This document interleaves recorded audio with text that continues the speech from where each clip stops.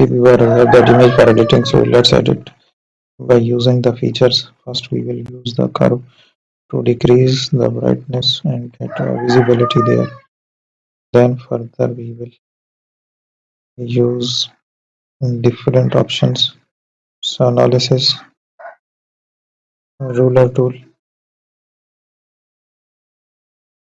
to get it. So let's make the further. We will use the gradient on that side. Here more we will use the liquefaction for that tool. We can liquefy the image, and also we can get a hide by using art brush tool. Image is completely hide. Now we can get back the real image after using all the tools. And remove the effects.